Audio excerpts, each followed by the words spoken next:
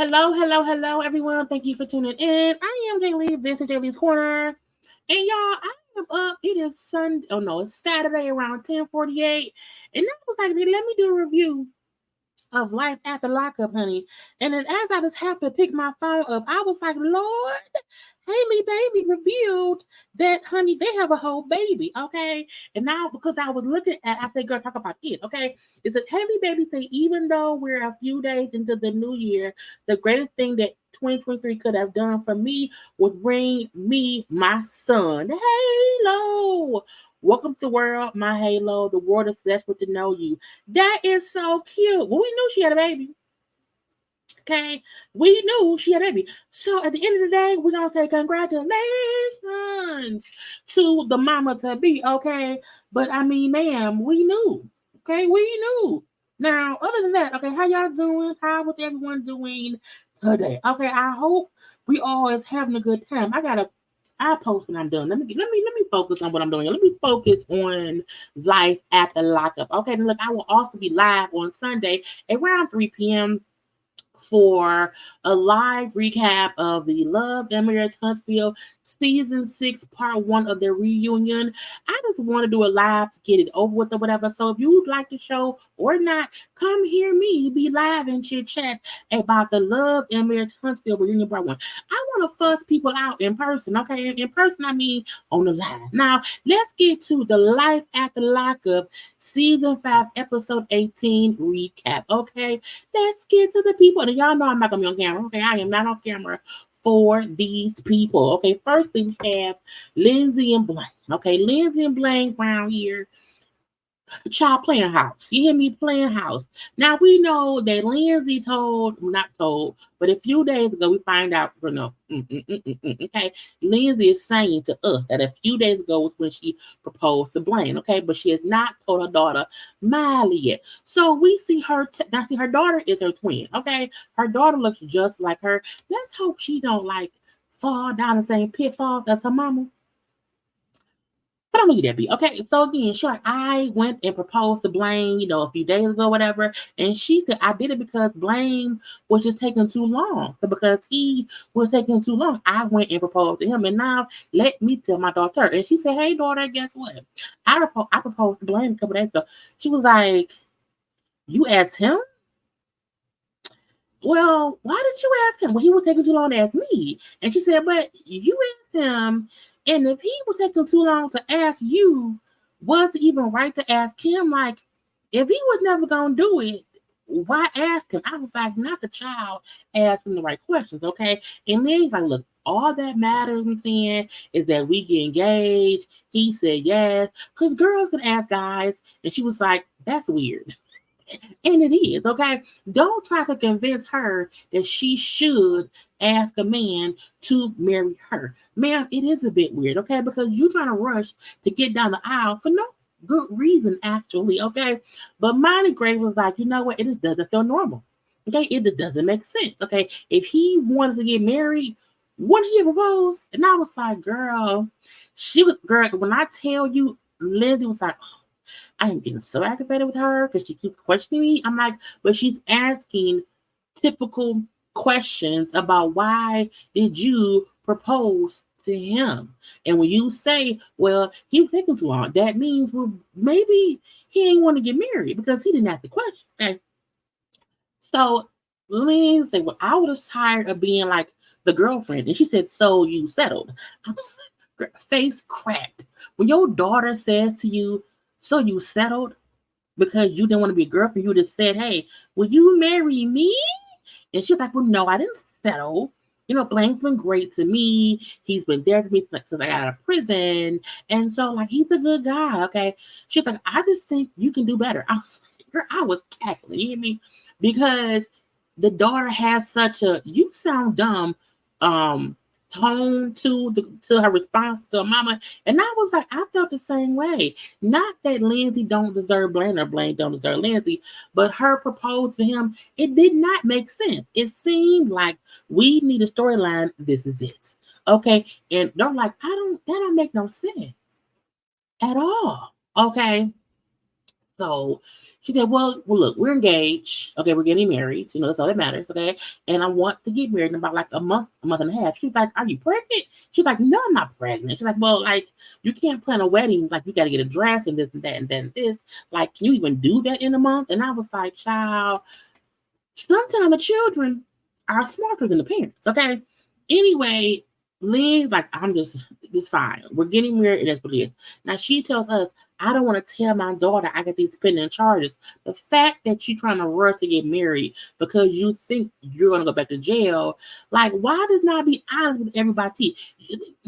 Lindsay, girl, pushing things for no damn reasons. Okay, we then see Lindsay because the child went to school. Okay, and so Lindsay and Blaine didn't have a conversation. Okay. Hey, so tomorrow, Blaine, me and my Grace are gonna go like dress shopping. She was like, oh, to get some things. He said, so why does she need a new dress? She's like, no, I'm going wedding dress shopping. He was like, already? Well, yeah. I want to get married in about like a month and a half. He was like, that's kind of fast. And then she then said, well, yeah, I know, but also my hand is so empty. Okay, I need you to get me an engagement ring, okay? Because I look single because there's no engagement ring on my hand. So, like, I don't care if it's cheap or tawdry or make my hand fall off. I just need you to get something to put on my finger. And Blaine, like, I don't really want to get her no cheap ass ring. I don't want to really rush to get her. I want to get her something like that's good that I really want her to have. And so her telling me to just hurry up and get her anything, like, I feel rushed. I feel, pushed to do this, okay? And like there needs to be more conversations about what we doing, how we gonna do it. Like we need to, ride this thing on out, which makes me feel like he said yes because he thought we're not gonna get married tomorrow. So sure, I'll marry you eventually. Okay. But he like, I just, can we talk about some things? And she said, I'm about that action. I said, that's why you kept going to jail. Because you ain't a thinker. Okay, you don't be thinking the right way. Okay. And so he like, look, if we get married quick, does that mean you're gonna try to get pregnant quick? Like you gonna have a child quick? And she says, no, no. That's we not ready for no kids. We not ready for no kids right now. Okay, that's too fast. You see, I'll be busy working. I'm gonna be going to school. We trying to plan a wedding. I'm like, bitch, ain't you going to prison? Like, I thought you think you want to prison, okay? But I'm leaving that be or whatever. So she tells us as she's walking away that she's keeping a secret from Blaine, okay? Because I had to keep a secret from Blaine or whatever because I needed to make my own decision about my own body without him influencing me. I said, well, either she had an abortion or she got some kind of birth control that lasts for a while that will, prefer her from getting pregnant. And sure enough, we see her go to her doctor, and 2 weeks prior, she went and got an IUD, and she's going there not for a follow-up to be sure the IUD is like it's placed correctly, it's not coming out, and blah blah blah. And the IUD she has will be in for 6 years. Okay, she brought a power out in prison. So many women have medical issues in prison or whatever, they can damn die. How some women in the prison died because they did not get the proper care. And it's like, I don't want to, get pregnant on the outside and then get sent to jail. I have to go to prison. I have my baby in prison.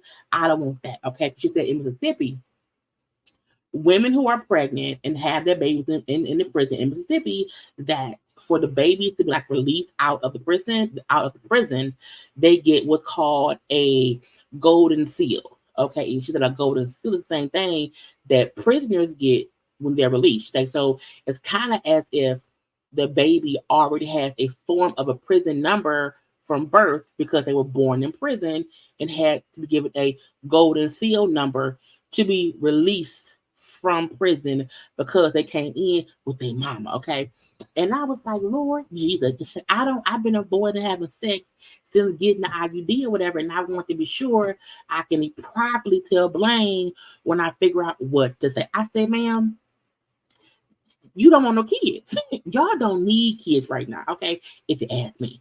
Now we then have Melissa and Louis. Their family is going to make them fuss more than they fuss with each other. I mean, Melissa's very aggravating and whatever, so she's going to make them fuss too, but I'm leaving that be. So Louis has been there like for a day, maybe 2 days. Okay, and Louis is on his way to a gym because he's on the gym close to the house, and he called the gym because he wants to be a trainer, a personal trainer, and so he called them. And he now has an interview. Okay, now I was like, Lord Jesus, please help him. Now he said, I just want to help people. I want to help people and change their lives or whatever. Now you get to the interview with the little man or whatever, and they're like, okay, so I gotta do a background check or whatever. Have you worked in the gym before? Like, have you trained before? He said, well, I have some experience, training people, okay, but not on a business level, meaning I train people in prison, okay? I train and work with other prisoners. That's my experience, okay? He then brings up what I'm going to be honest with you. If you'll do a background check, let me be honest, okay? I have a record. You know what I'm saying? I just got out of prison. I did 10 years for robbery. Oh, robbery. Oh, 10 years. Oh, okay. And when look, I can respect Louis for being honest and saying, look, this is what you're gonna find. I don't want you to, don't be surprised. You're gonna find at least this, okay? Prison, 10 years, robbery. Okay, let me be upfront, okay? Now the guy said, well, I'm willing to bet, it must have had something to do with drugs. Meaning you out here robbing people because you're trying to get high. And I'm like, Louis do look like the type that if he robbed, and that was why I was, okay? And Louis says, yes, that was, you're right. You know what I'm saying? I was on pills. I then turned to heroin, okay? But I've been clean almost 6 years, okay? I am a changed man. I don't want to get high no more. I want to just help people get on their body fitness and stuff and blah, blah, blah. The man said, you know what? As you talking, you seem trustworthy. You talking right now, you seem like a good person, okay? But I don't trust heroin, okay? He said, I've seen people who have been clean for 10 years, you know what I'm saying, but then run into the wrong people and get out on the streets or whatever and go back to drugs. So the heroin is a strong drug. So I hope you can stay away from the wrong people, whether I hire you or not. Okay, I want you to know to stay away from the wrong people. And I fully agree. And why I said that man ain't gonna hire you, because once you say 10 years in prison for robbery and I was on heroin at one point and I've only been out for a couple months, you have not proved yourself to some people who have a business. You know what I'm saying? Now the guy did say, even if I don't hire you, if you like to work out, come here and work out here. Now see, to me, what he could have done was this is the smartest. The man now see you and you say, I want to train people, okay? Go to the man gym and work out. Even if you find some help, have Melissa come with you to the man gym, train her. Let him see that you are a conductive citizen who comes to the gym, pay your gym fees, and maybe in a month or 2 or 3, you show him your dedication to one, working out, okay? And then if he would see you and want to hire you, he can, you know what? Because folks are, connecting to you. I'll hire you now. I'll leave that be. Okay.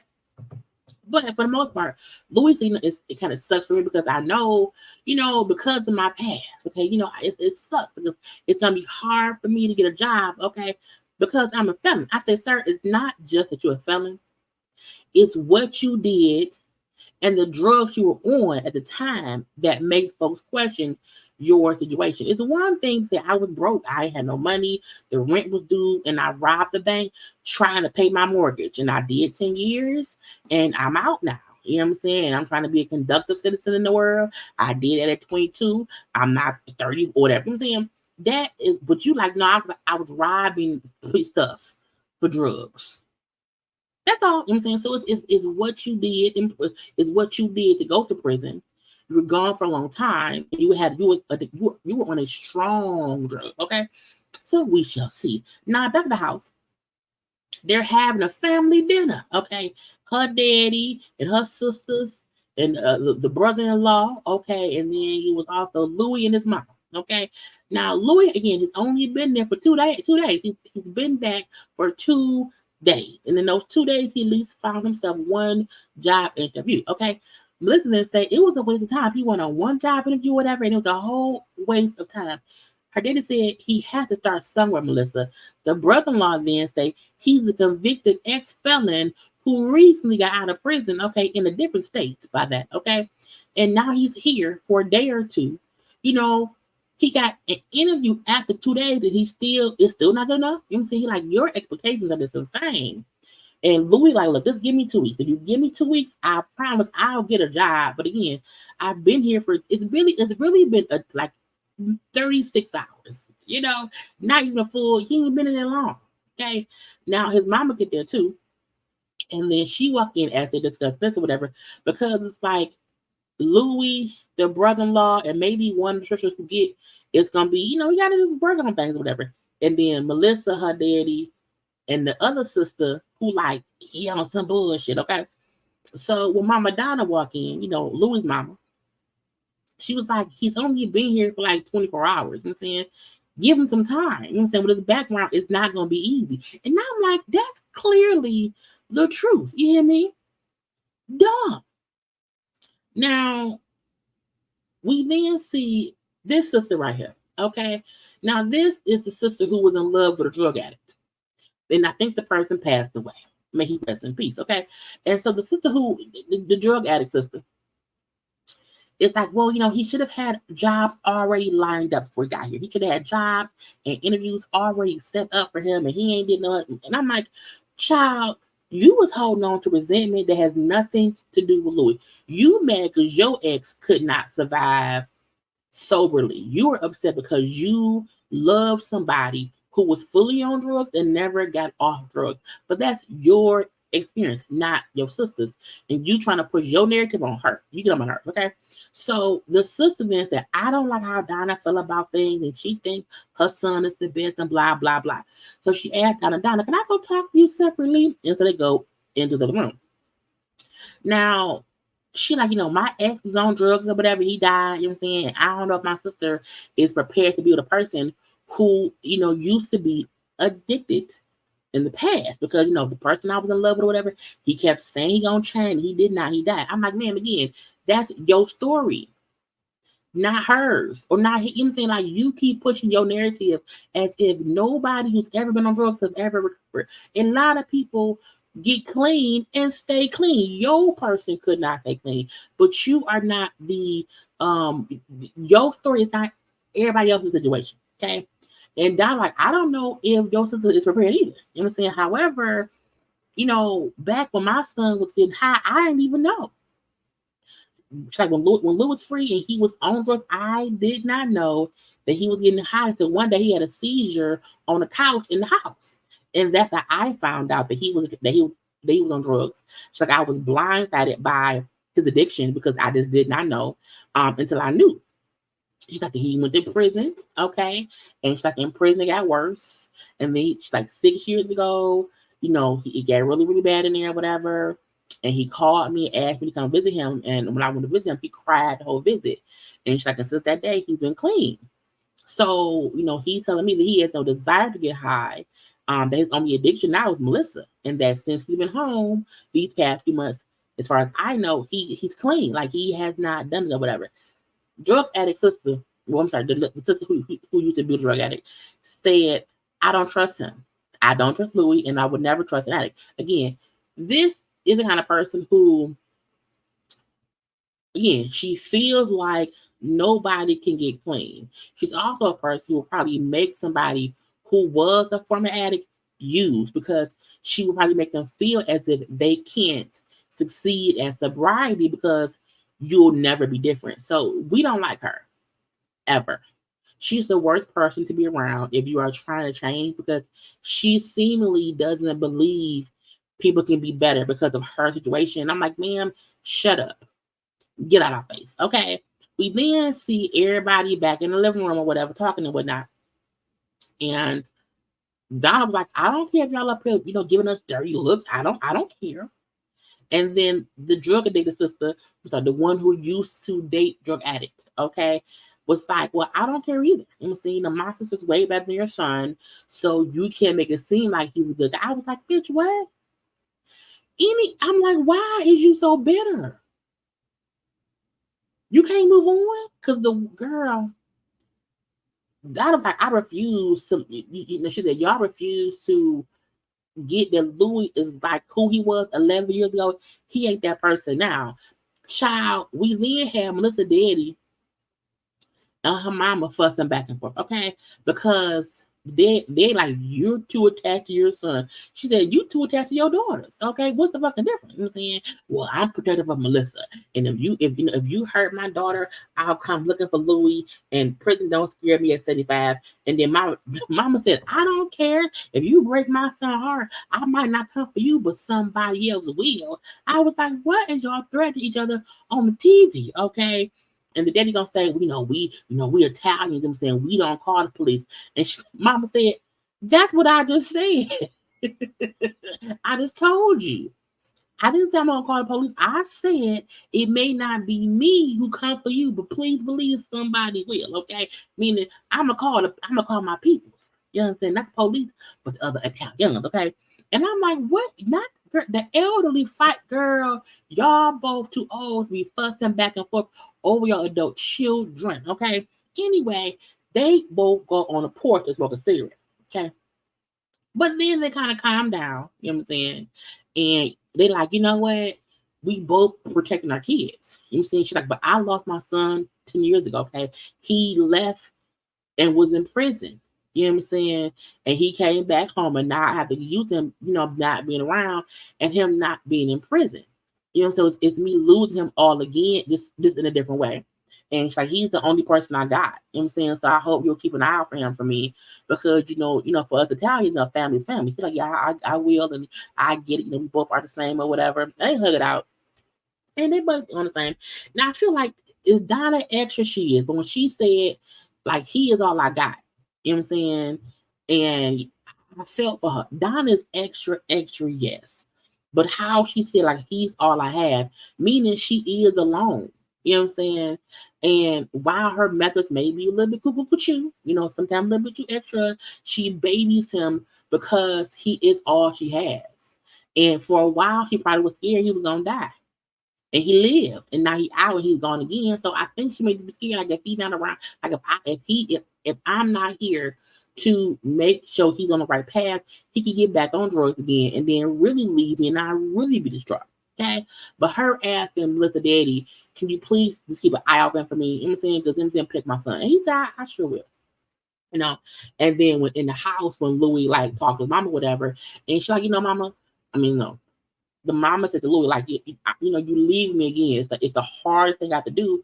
It's like, leave you here. You know what I'm saying? But if you ever need me, I will sell my house in Atlanta and move to Jersey. I'll be here. You know what I'm saying? And it was cute. Again, she has to let him go.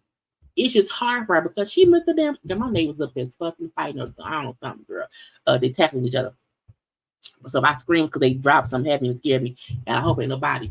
I'd be like, what's going on up there? Is y'all moving? Is y'all killing me? I don't know. But stop. We then see the mama go talk to Melissa as she's leaving, because the mama's leaving, so she's saying her goodbyes. And then she's like, you know what? I never meant to like be fussing with you or whatever, and saying, and he's your problem. That's not what she said. She said, she said, I never wanted you to have a problem with me. You know what I'm saying? I know, no, what did she say? Oh, she said, no, I know you have a problem with me, but I really am on your side. Like, we be fussing or whatever, but I don't want you to be against me. I'm trying to help you. You just don't see it yet. You know what I'm saying? And then Melissa, but I just never wanted to, I never been with a man who's been so close to his mom. And I was not trying to like fight with you or take him away from you or whatever. I just don't know where I stand. You know what I'm saying? I didn't want him to have to choose between like me or you. And she said, well, there is no, choosing between me or you, because now it's you and him. You know what I'm saying? It's not about me. So just take care of my son like I do. And, just be with him or whatever. And she hugged and she left. And Melissa, old messy ass, gonna say, she really just wants, to be for me. You know what I'm saying? She really wants him with her. Like, she wants Louis with her. And so I'm willing to bet that she's going to try something. It's a trick up her sleeve. And she's going to come back in some kind of way. I just don't know how. And I'm like, as long as the mama don't try to move in the house with them, if she moved, back to Jersey, to be closer, son. That's not bad. I mean, your daddy there. You could have moved to Atlanta. Like your family is there. If his mama happens to sell her house and move to Atlanta, I'm sorry, move to Jersey. I mean, it's crazy, but it's not insane. As long as she do not try to move in the house with them or move on a block. If she just moved to the city, I'm like, girl, whatever. But it's crazy. Let's get to Taylor and Chance. Child, I feel like we've all felt like Chance has many secrets. Chance, I told y'all, I have a friend who was in prison, and he in the past was roommates with Chance. And he said, you know what I'm saying, back when Chance was in prison there in Missouri, that he was always lying about stuff. He was always saying how Brad Pitt was his cousin and how people like kind of did not like Chance because again, Chance was full of shit. So I feel like Chance, us finding things out right now, it's not crazy, but I mean, child, I was like, fix it, Jesus. So it starts off with Chance telling Taylor about Bobo. I met up with Bobo, and Bobo was only upset because I did not keep in touch with him. Okay.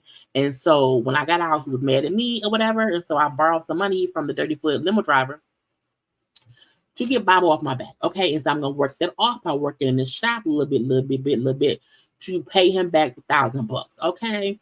But I'm not hiding anything else. I hope you can forgive me. I love you.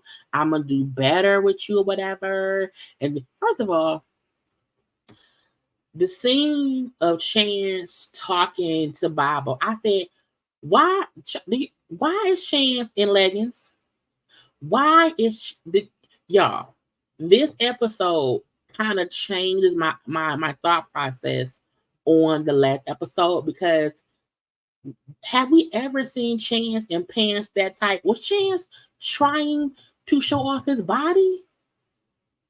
Why those are legged girl? Is them tailor pants? I don't know. But I said, look, this look like you are my lover, and I am mad at you. So let me show you my body. Because why are your pants so tight?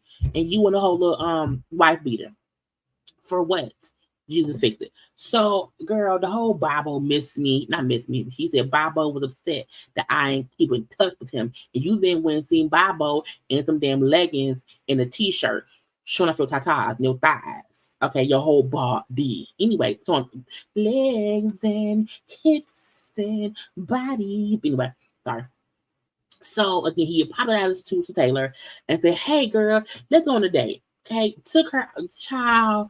This fool surprised her with a limo ride in that killer limo from 1989 as a way to convince her that we should invest in the killer limo business. Okay, we can have limo. This limo makes $7,500 a week. Where does it? How? Ain't that many people in your town renting that old limo? Not for $7,500 a week, girl. Talking about we should go into we can do this, girl. She was like, no. I think, no, I don't think it's a good investment. I think we should focus on the business we already have, right now in our kids. Like we're already doing the, epoxy tables or whatever. I'm like, wasn't he doing like whitewashing or whatever? Did he have a power washer? Is you power washing stuff? Is you a power washer or a dirty for limo driver? Which one is it? Okay. And it's an old limo. Y'all see this shit? That is a 1989. The tires look old. The inside look dirty. And the fact that he said, girl, he took her to a burger joint, okay, to Chuck a Burger, which may have good burgers, I don't know. But they went to Chuck a Burger, okay, and said, hey, girl, let's sit in the trunk of this car. I was like, not let's sit in the trunk. Y'all can't sit in the limo. You wanna know why? Because the damn flow too damn high. The flow not low, it's high. Meaning it's one level. You hear me, girl? It don't look comfortable. It do not look comfortable. The flow is up to the seats, and the seats are down to the flow. Okay, is the seats low or the flow high? I don't know. Anyway, But they sitting there talking. I'm like, but at least he picked somewhere. It was a free limo ride to a burger joint. Meaning it's in their budget, okay? And he like, look, I promise you, girl, I am not gonna mess up no more. Okay? I'm gonna make sure things is good. Okay, Chan, this your last chance to make it right. Okay, no more bullshit, Chance. He said, girl, no more bullshit, girl. It's just us. We then see 12 hours later, producers come to the house, like, Taylor, what's going on? I'm like, what the hell happened? Child, I said, I think Bobo. I think Chance went back to his man. Anyway, she said, she kicked Chance out the house. Okay, so production got a text from her like, "Hey, I kicked them out the house." So production had to, y'all know production don't live there. They have time they film and then production leaves. So because she texted and said, "Hey, I kicked Chance out," production had to fly in to film whatever happened. So Taylor said, "Well, Chance had worked all day. He came home or whatever, and he wanted to go through my phone." You know what I'm saying? So I said, "Fine, you go through mine. I want to go through yours." Okay. And she said, he's always had these signs of cheating or whatever in the past. We've seen that too. How, they don't have sex that often at all anymore or whatever. And so she's like, I'm not naive to believe he may not be cheating because we're not having sex anymore. And so she said in his phone or whatever, there was a text from a random phone number or whatever that's not saved. And it was with a question mark. So I said, well, who is this? And when I asked him who it was, he got defensive, okay? Saying, well, I'm going to leave because you out here trying to cause an argument, okay? And I'm like, no, who is the person? When you ask somebody who is this, and they can't say, that's Jeannie. That's Jasmine. That's Floyd. That's Andre. You know, when you can't say a name, then that means sum up. Because that's almost the fact that you gonna leave because I asked you a question. So she said the number wasn't saved, and it seemed like it was deleted messages or whatever. She pulled up the phone log, okay, and on the phone log, okay, once she looked at this phone number, it was 171 messages in one day. In one day. Child. Now Chance was somewhere else, and they was filming with Chance or whatever. He was like on a site, like in up or whatever. And then he said, oh, her accusations are bullshit. You know what I'm saying? All he wants to do is be happy and go to work, pay bills, and build an empire, okay, and have peace and tranquility and solitude, okay, at my house. And I don't have it. You know what I'm saying? I thought, because Taylor, look, him trying to make it seem like he wants this peaceful life is a bunch of bullshit. Because he ain't never been peaceful. He wants to be able to do what he wants to do and not be questioned. He thinks because he's out of prison that he doesn't have to be like a loyal fiance. Okay. He really feel like him being out of prison means he's free to do whatever, even fuck with Taylor. Okay. And so he said, I thought I was texting Taylor, because she's always trying to trap me and catch me cheating on her. That she'll create fake accounts on social media, whatever, trying to catch me cheating, and she'll like ask for like naked pictures. She'll ask for stuff that will be like me cheating. You know what I'm saying? And usually, you know what I'm saying, I be ignoring it. You know what I'm saying? Because she do that so she can break up with me. But I ignore it so she can't break up with me. You know what I'm saying? But, you know what I'm saying, I was getting these messages, right? And I knew it was her being scandalous, okay? Trying to see if I'm doing what she doing. I'm like, nah. I said, nah, she cheating too. He's like, so because I knew it was her, I fed into it and I gave her a reason, okay? Because she's always trying to put a case against me. You know what I'm saying? Like she's the fucking cops. And fuck the cops. Fuck her. I said, Lord, it's dumb. So to me, I'm like, if she found a phone number, what does that have to do with apps? And I was confused, okay? And he said, so we was fussing or whatever, because this thing on my phone, and I thought it was her. And then once she followed me outside to my truck because I was leaving, and she asked me my phone, I told her my phone is in the bathroom, in the house, okay? Back to Taylor. Taylor didn't say, he told me, I'm not out here catfishing. I don't like no fake profiles or whatever. I just asked him about who it was with this one number, And then he told me the phone was in the bathroom, but I was in the bathroom, whatever, and I had no idea. He had put his phone in the toilet. I was like, not him trying to make it to where the phone, it can't be used. So you can't You can't read on the phone if the phone, you know what I'm saying, don't work no more. And I was like, that little minx. That is crazy. She's like, I never thought he would put his phone in the toilet. And I'm not going to touch the phone. So I just called the number. I knew the number. So I called the number. And then a guy answered, and the guy hung up. Okay. So he then texts me, the guy, meaning that she called this random number. The dude answered the phone, hung up on her, and then started texting her. I said, girl, what? They were showing some of the texts. Y'all, who is this? Taylor, who? You've been texting Chance a lot the past couple days, trying to see who you are. Laugh out loud. How about you get my number and what about? He's my baby daddy, fiance, and he deleted all the messages and shit. So they're trying to see why. Oh, laugh not loud. Had you not asked him? I was like, at that moment, I said he's gay. Because look, no heterosexual man one hangs up when a woman calls their phone about their male friend. You know what I'm saying? Let alone hang up the phone and then start texting you and having a conversation. That's not what men do. A heterosexual man, one would be like, that's my homie. It wouldn't be like that. Okay. And two, even white guys. 'Cause I don't date white guys, I do black guys.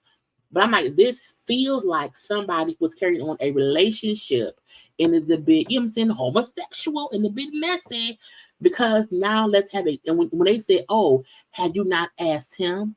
I was like, they're fucking. Something going on. Okay. And she said, well, yeah, but he just started some arguments with me and maybe you can shed some light. The fool then said, why are you still with him then? I'm like, oh, yeah, they fucking. This is a conversation between sexual partners sharing somebody who's the same sexually, okay? And she said, cuz he's my baby daddy, unless you have a reason I shouldn't be. Laugh out loud. If you blocked my number, why are you worried about it? She said, I didn't block your number. He probably did, so you couldn't get a hold of him while he's at home. And then the person said, if he deleted all the messages and shit, how did you get my number? I'm confused. I'm like, girl. And the last one they showed us was her saying, wow, y'all must have been having a pretty bad conversation, seeing that he put his phone in the toilet instead of showing me the messages. At this point, you can have them. And then the person said, well, damn, he put his phone in the toilet. That's why the fuck. And baby, you know you're not going to leave him alone. I was like, this is messy. Chance, look, I said, look, Chance dressed like he was going to see his boo. Tight pants and all. Now, Taylor said that she knows the guy who the text came from. She figured out who he was because they kept talking or whatever. And he is like the town whore, okay? And I'm like, not the town hoe. Not the town hoe. I was like, girl, fix it, okay? So she's like, and also, why would he delete the messages? It doesn't make any sense, okay? And now I feel like he's cheating with me and women. I can't do that. Okay. And then Chance calls her. Okay. Now she brings up how he left. He kind of broke in the house, but she put him out. He came back at like 6 a.m. and packed some things. He also took her laptop, quote unquote, by accident. Okay. So he's called her and say, I'm gonna bring you back your laptop and pack some of my stuff. When you coming? Because I want to make sure that the kids ain't here because I don't want us fussing from the kids. Because she said that her and him used to be fighting from the kids. I don't want that no more. So like I want to be sure the kids aren't here so they can't see you if you've been an asshole to me. You know what I'm saying? At all. He said, oh, I'm the only one who'll be rude. Okay. But I looked at your computer and I got all the stuff on off your laptop and you are dirty. You are another person I thought you were. And she's like, neither are you. Whatever. You aren't who you said you were. Okay. She like, I put all that house, and I put all that work into your house. I help fix it up or whatever, and I have nothing to show for it. I'm saying except a truck with a bunch of miles on it. Okay? I don't even have friends to craft with, but I have a place to stay. Who? With your boyfriend? I don't have a boyfriend, honey. I hope you catch something. She's like, you're gonna be a hoe. I was like, Chance, is he out here getting girl? Is he out here, girl? Is he living with Bobo? The Bible said, come on, play with me. I don't know. Fix it, Jesus. Okay, lastly, okay, we are first, y'all. Take one last second. Take one last second, y'all, and like the video and watch Tamar do a little dance.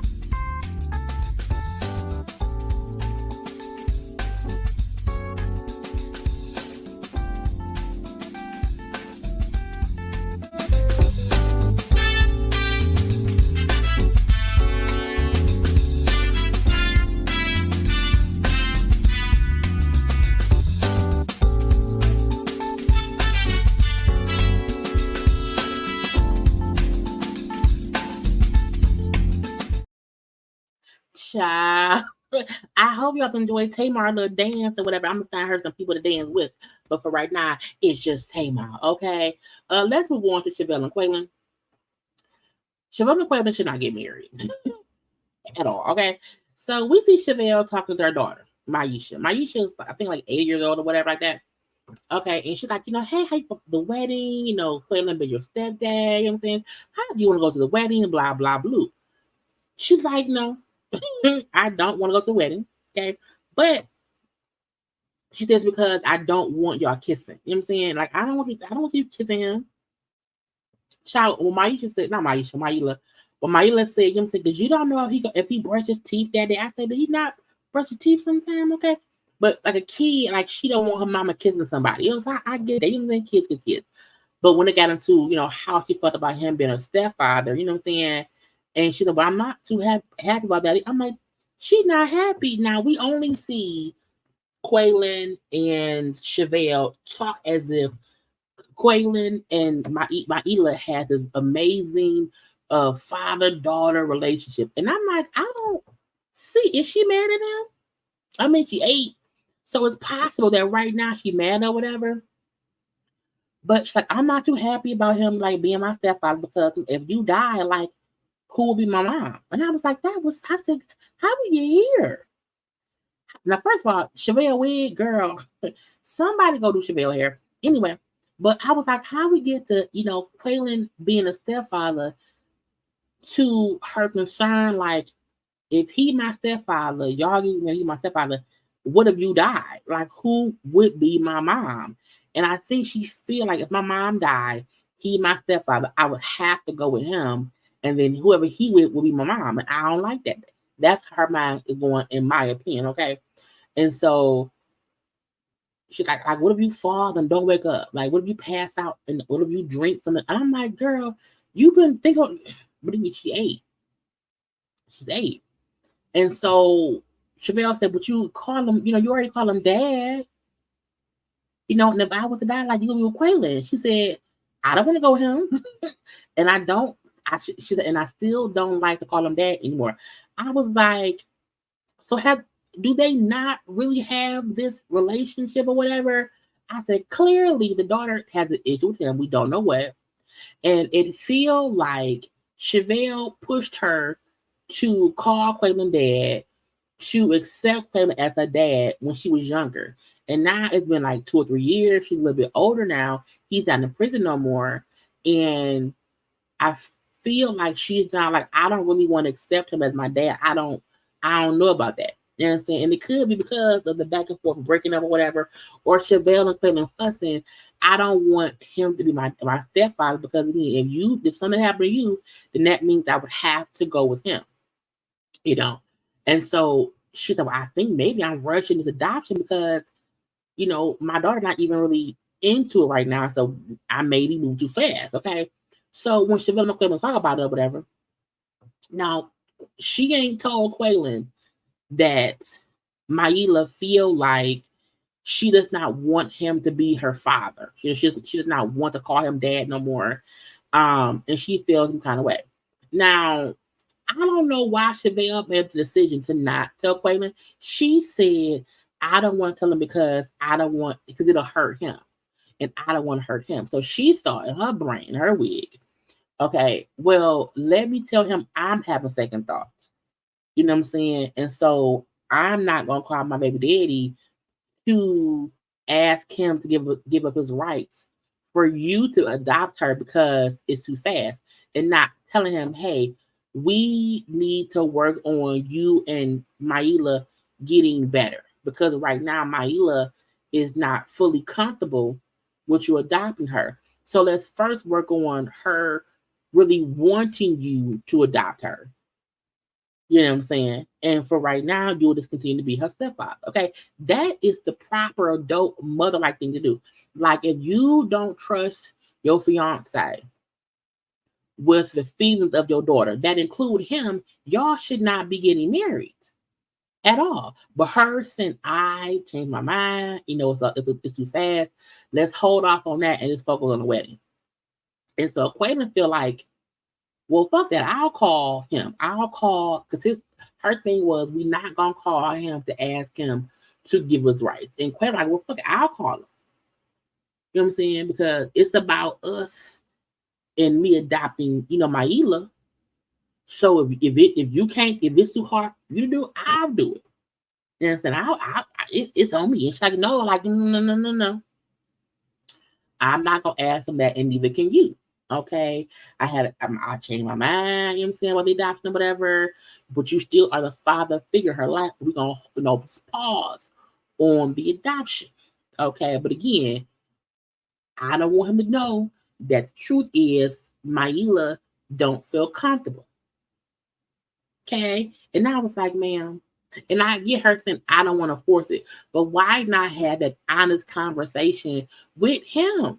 Because that means he needs to be better with your daughter. He needs to know that he has to do more to make her feel comfortable and loved as her father, stepfather, the male figure in her life. That's a true conversation that needs to be had, okay?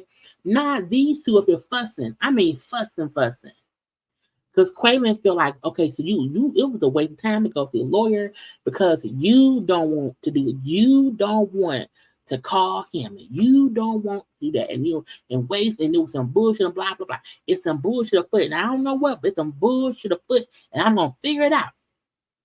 Okay. And Quaylon, like I said, I'll talk to him. Okay, he ain't doing shit. He not here doing shit. He ain't never here. Okay, I need to get to know him anyway. Okay, and you can worry about the wedding, and I'll worry about getting our child. I say, Lord. And her thing was, you can't go around me. This is between me and him. You can't go over me and get to him. You can't do that. And he said, I can do, yes, I can. He said, it is between me, you, and him because I'm here. I'm in the equation. Now, okay, I can go over you, under you, around you, through you because you can't. I was like, girl, the fact that he got so heated, I'm like, this is probably how the daughter see them fussing and they don't know that she see this. And she's like, I don't need this in my life. Because mama, what if he kill you? Mama, what if he kill you and I'm stuck with him? Okay, this to me is like, this is why she don't feel comfortable with y'all getting married and with him being her daddy, because this shit right here, Quaylon could not even. Now this is the thing, I get his thing could be, I love little girl so much, I don't want anyone stopping me from officially being a daddy. But my thing with that is, if Chevelle would have told him the truth, it would have been better to see how he handled how the daughter felt. Because right now he pissed because you as an adult is making him feel like he can't do shit for the daughter. He can't be there or whatever. He pissed at Chevelle. And I hope, had she told him the truth that Maila feel different, he would have been able to handle that better. And if he could not handle how the daughter felt, then you definitely should not marry him. But him saying, I can go over you between you. I was like, no, you can't. And he went his way and she went hers. And he said, I'm going to call him. I'm going to talk to him. You ain't got his number. You think I don't. I was like, what in the hell? Again, if this how y'all fuss or argue, that's why your daughter don't want him marrying you. Okay, anyway, lastly, Justine and Michael. Now, they are going back to, they live in Pennsylvania. His family, his kids live in Rhode Island. So they're in Rhode Island visiting. They're leaving to go back to PA. Okay. So the whole family get together for breakfast. Justine mama there, Michael mama there, Michael's sister there, and all the kids. Okay. And maybe, I don't know if somebody else is there too. And so Justine starts crying, I feel so bad, that we have to tell the family that we planning to move to Vegas, you know what I'm saying? And his kids have not had any time with him. After he was in prison for 6 years and came home, they had no real time, and they're going to blame me for taking him away. I was like, yes, they should. Absolutely. You helping them do it. You're not asking him to make it. Yes, it ain't your fault. But you help. You involved. You're involved. Okay. So Michael Ben said, "Hey guys, we have an announcement. We are moving to Vegas." Everyone is shocked. Okay. Her mama shocked. His mama shocked. His kids shocked. His sister shocked. Everybody shocked. They were like, "What?" Because they probably thought they would move to Rhode Island because again, his kids is there. But no, we're moving all the way across the country, okay?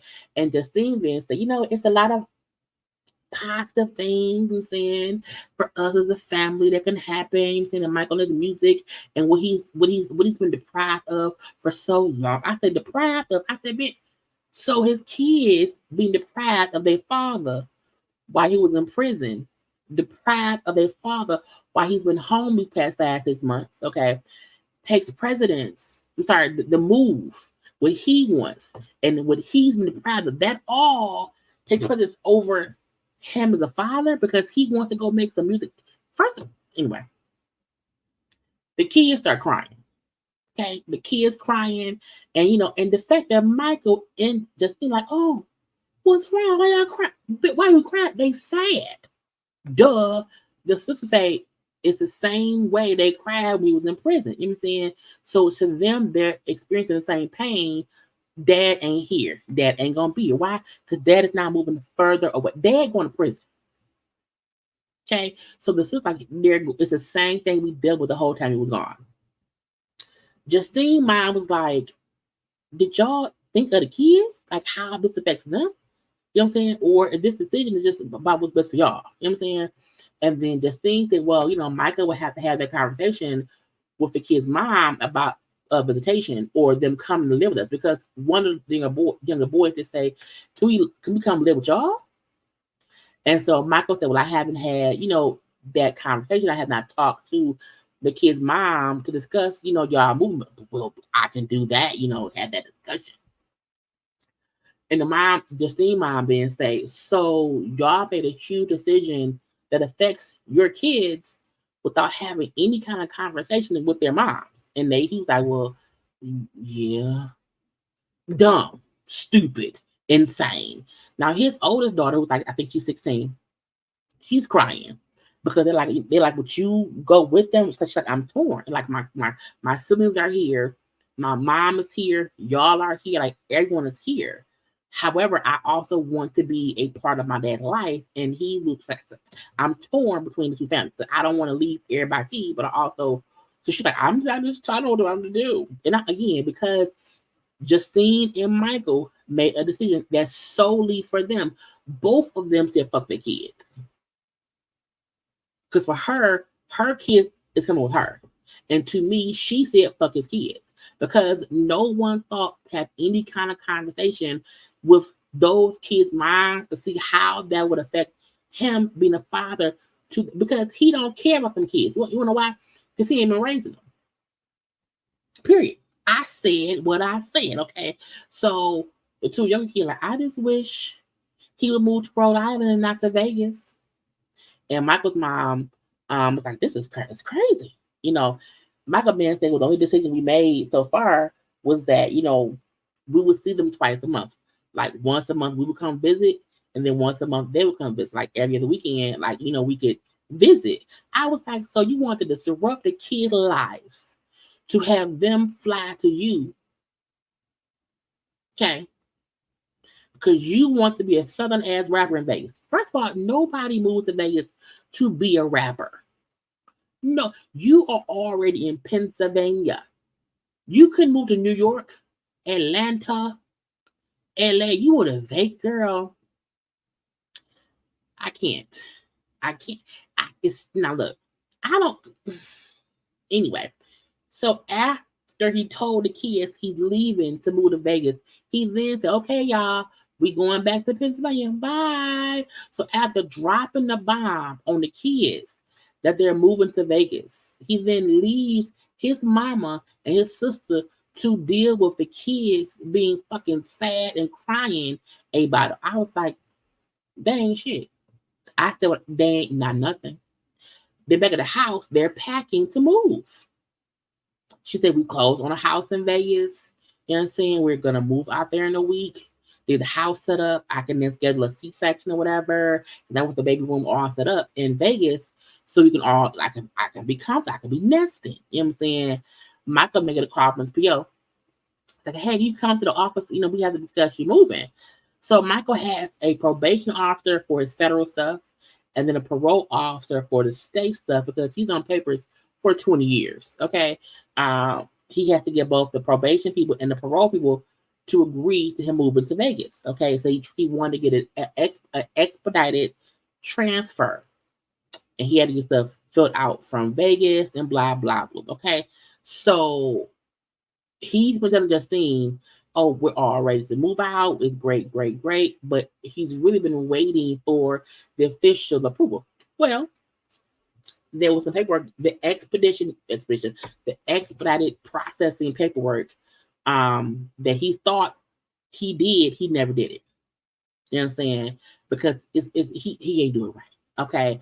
So he goes to the PR people and they say, you know, you can't leave this yet. So he's pissed. Because whatever the paperwork that supposedly came from Vegas, he never filled it out or sent it in at all. So they can't leave. Well, he can't leave next week, and it can take 30 to 90 days for it to be approved regular time. They're not rushing nothing. Okay. So he then say, you know, well, the Vegas sent me the paperwork. Vegas sent it to me, but I didn't get it. You know what I'm saying? The house has been a mess. We've been packing, so the kids probably moved it somewhere. And I'm like, sir, he then said, you know, well, it's not my fault. You know what I'm saying? But maybe I could have been a bit more. Yes, it's your fault. If you knew that you needed to expedite it and that you had to fill out stuff from Vegas, if you never got, this fool said, maybe I should have followed. Yes, the whole maybe I should be more responsible. The whole maybe I could. Yes, it ain't nobody's fault but your own, because it's not your PO job to make sure you do what you're supposed to do when you want to move some damn where. You are, and that's why they're not going to rush nothing, because he didn't do the one simple thing: make sure the letter to expedite the shit is in. He said, I was always unsure about the transfer. I just wasn't honest about it with this thing. Okay. And now I have to wait, you know, because they're not going to rush it. And they have to be in paying the mortgage over in Vegas that his house maintained. And I do think they moved since then, but, you know, since it was filmed. But, you know, they've got to pay the mortgage on a house in Vegas and then the rent on a house in PA. And then, you know, so it's going to be money, money, money. I've already spent $10,000 to even get us moved. I'm like, I need somebody to show me receipts. I need receipts, tax forms. Where is the money coming from? Because look, you spent $10,000 to plan a move to Vegas, but your house in PA look like shit. I'm leaving it be. Okay, because the house in Vegas maybe is nice. I don't know. Okay, Justine calls him on the way home He didn't lie and say, oh, yeah, we're all set. It's fine. I was like, sir, not you're a liar and a liability. Because at the end of the day, Justine should have known up front what was going on. Okay. And he said, I just did not want to tell her over the phone. I get that. But you've been lying the whole time. I don't trust him at all. Okay. Anyway, y'all, that is the whole review. These fools is fooling. Okay. And as I said earlier, congratulations to Halle Bailey, and DDG on their son, Halo. The fact that I was literally on the live, I was recording this when it came out. I was like, oh my God. Oh my God. Yeah, so Halle Bailey, girl, Halle Bailey and DDG announced today, because it's Saturday, okay, that they had a baby boy, and his name is Halo. Anyway, like, comment, share, subscribe, follow me on social media at JayLeesCorner on IG, Twitter, and TikTok. I gotta go. Bye.